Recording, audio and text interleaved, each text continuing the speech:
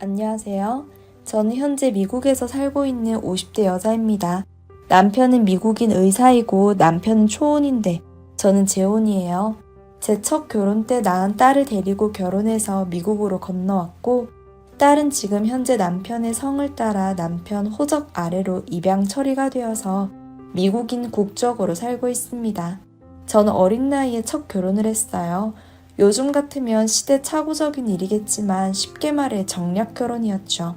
제 아버지의 빚을 갚아주는 분의 아들이 어릴 적 소아마비를 앓아서 다리를 저는 남자였는데 집안이 어느 정도 여유가 있어서 절름발이라고 혼처가 들어오는 게 없었던 모양입니다.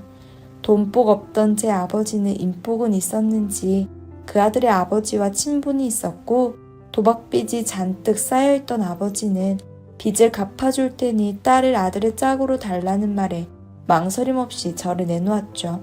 결혼 열흘 전에 저는 결혼하게 될 거란 통보를 받았고 결혼하기 일주일 전에 상견례 자리에서 제 남편이 될 남자를 처음 보았습니다.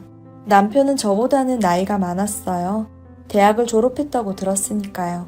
군대는 못 가고 대학 졸업 후에 자기 아버지 회사에서 사무일을 하고 있다고만 들었습니다.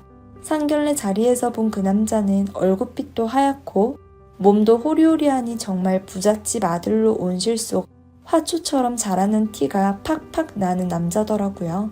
다리를 절어서 그런지는 모르겠지만 왜인지 모르게 자신감도 없어 보였고 간간히 질문에 대답할 때나 말을 할 때나 입을 열긴 했는데 목소리도 굵지도 않고 표현하자면 여전히 학생 같은 목소리였죠.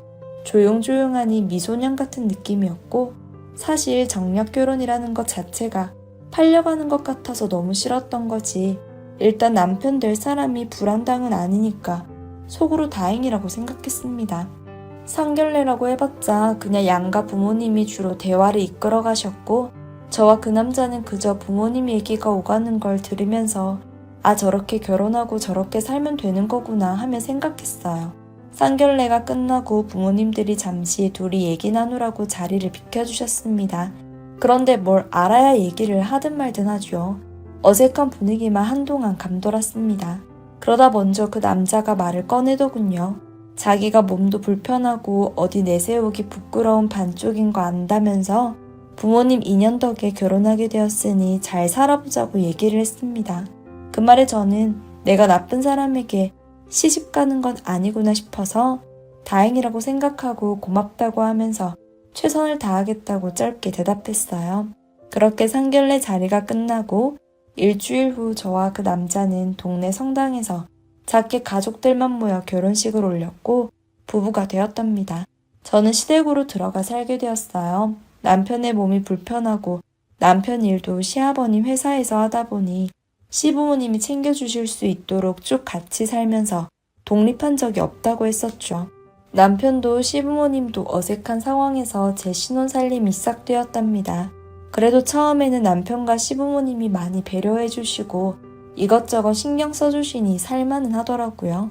지금 생각해보면 그건 진심에서 우러나온 게 아니라 그냥 그분들도 제가 어색해서 어떻게 대해야 할지 모르니까 그러셨던 것 같네요.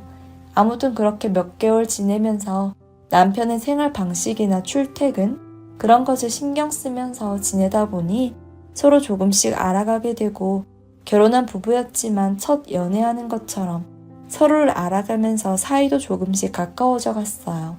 남편은 다리를 절긴 했지만 마음씨는 괜찮은 사람인 것 같았죠. 왜냐면 실제로 저에게 그렇게 대해줬으니까요. 공부도 어느 정도 잘했다고 했어요.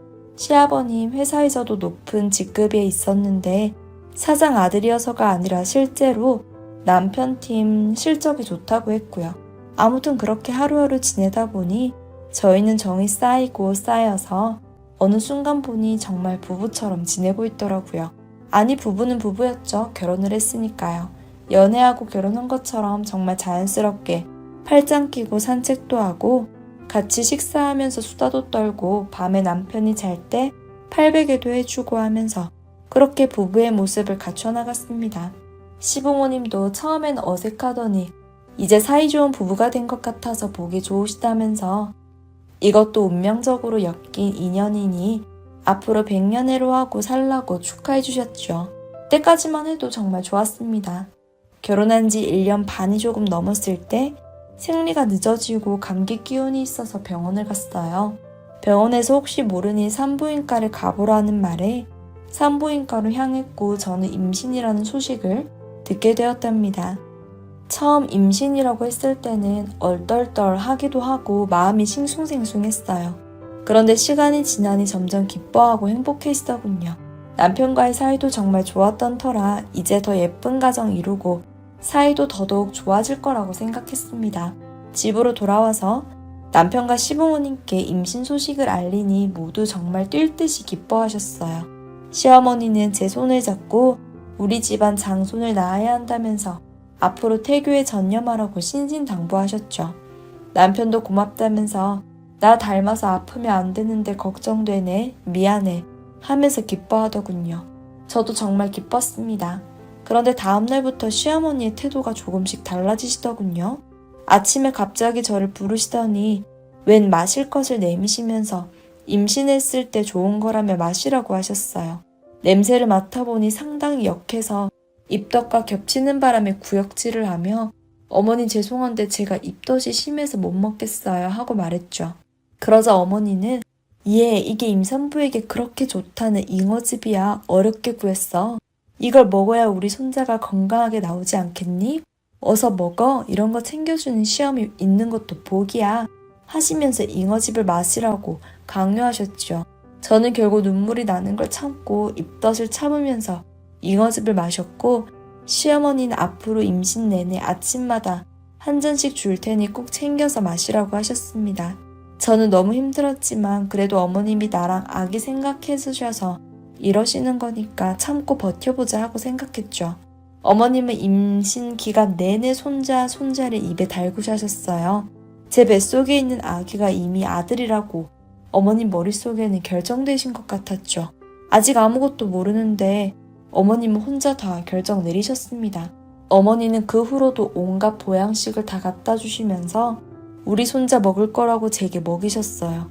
입덧이 심했던 저는 너무나 괴로웠지만 그래도 참았죠.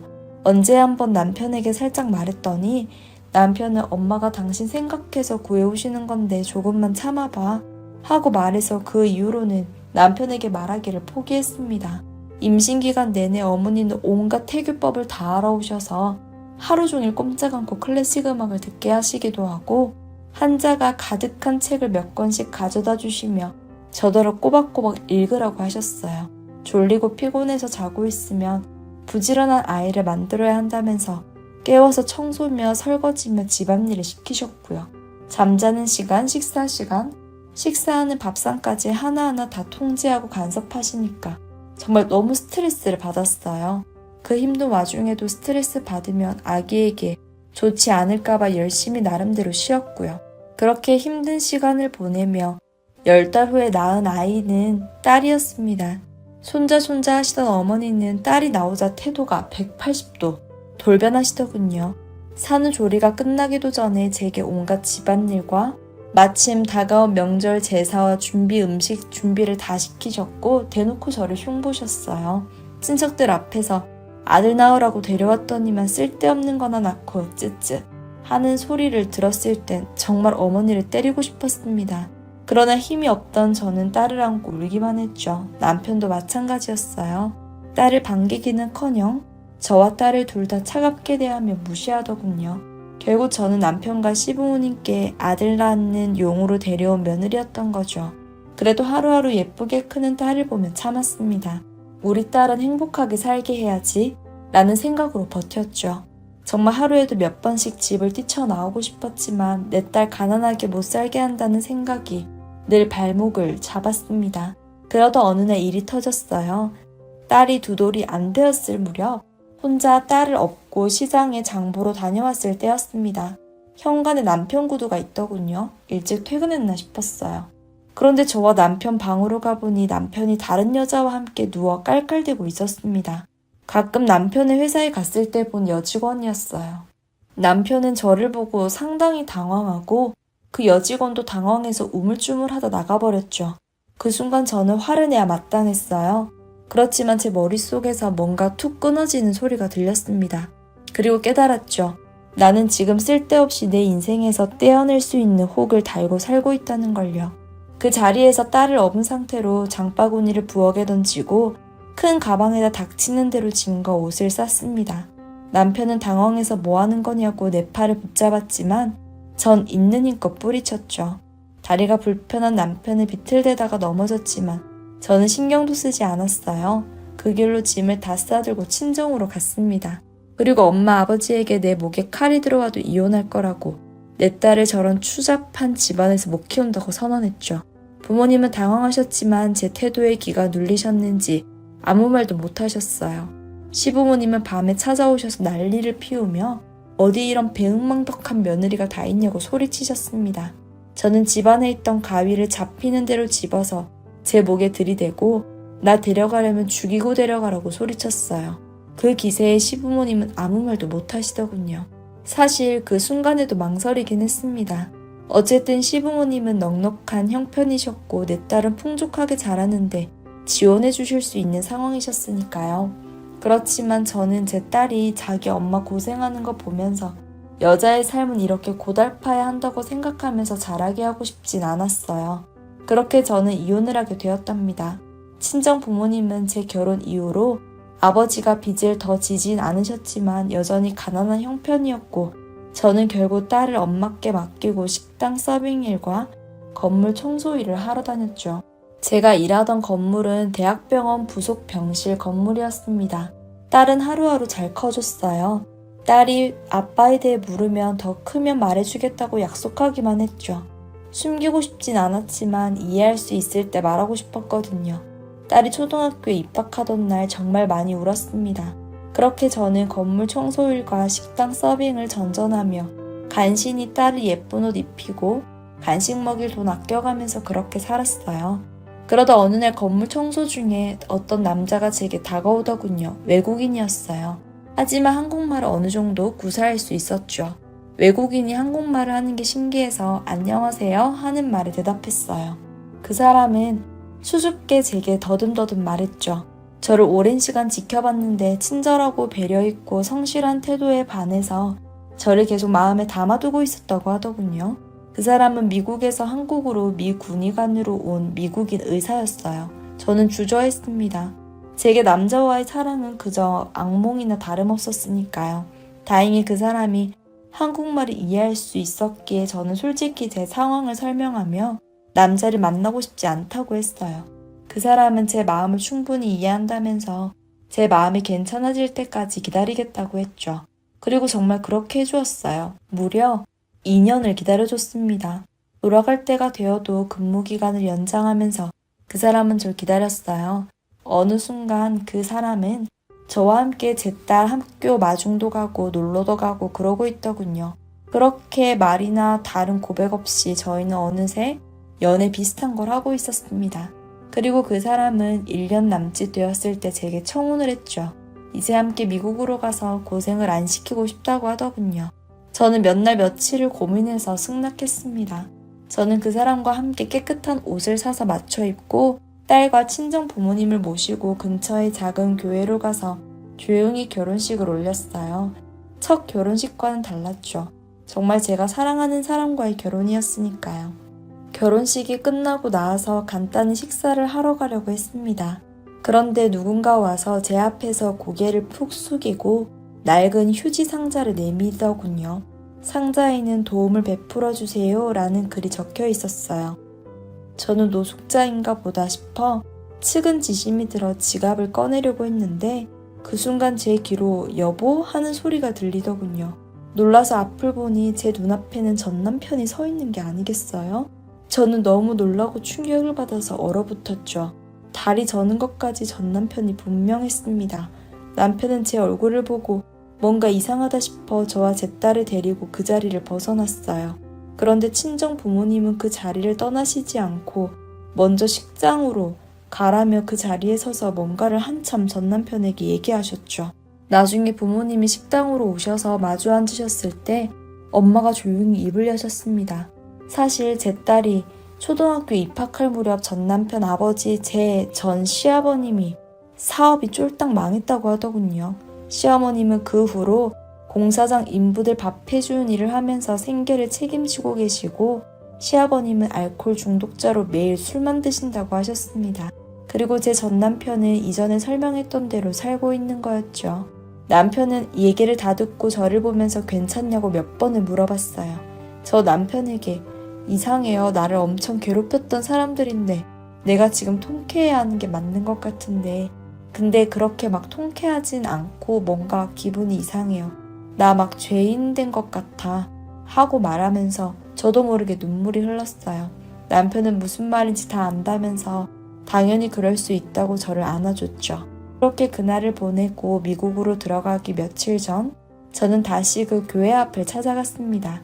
전 남편이 있더라고요. 노숙자들이 평소에도 많이 있던 터였거든요.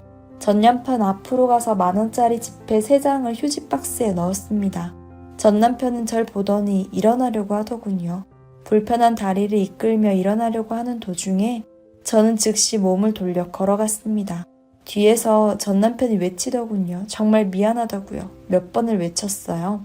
그 외침을 들으면서 저는 마음속으로 전 남편과 제 아팠던 과거에 안녕을 고했어요. 그 후로 저는 미국으로 건너왔어요. 친정 부모님도 함께요. 딸은 제 남편을 아빠라고 부르면서 밝게 잘 자랐어요. 대학 갈 때 제 과거에 대해 얘기해주니 엄마 정말 고생했고 고맙다고 안아주더군요. 그 말에 제 과거는 완벽하게 제 머릿속에서 씻겨졌죠. 이제는 추억이라고 말할 수도 있는 과거가 되었네요. 제 이야기 들어주셔서 감사합니다.